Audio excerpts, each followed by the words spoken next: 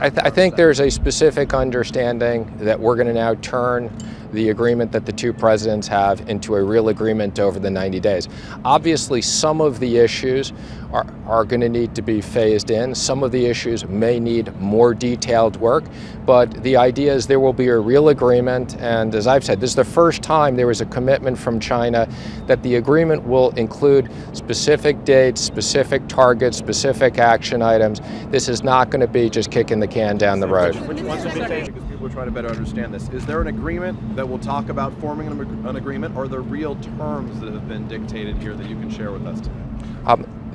There were very, very specific items. So, we've been working on this for the last year and a half. This is the first time we exchanged specifics on 142 different structural items.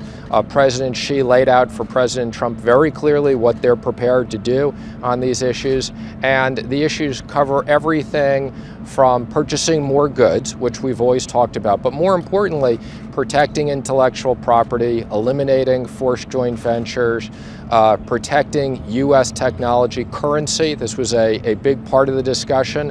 We want to make sure that they don't depreciate the currency to harm U.S. workers and U.S. companies. So yes, this was very, very detailed discussions. The dinner was for over 3 hours. Mr. Secretary? Well, I think President Trump's strategy on tariffs were very effective. I think it created first time a real change in the willingness to address certain issues.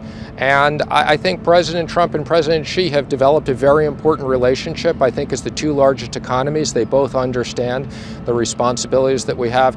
But let me just comment also, a big part of the dinner was obviously on the economic issues. The fentanyl issue is a very, very big deal.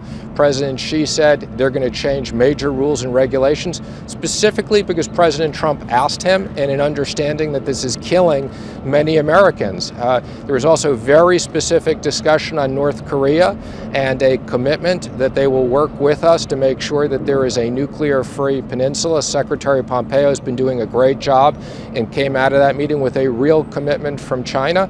And there's many other issues we have with China that we're going to work on.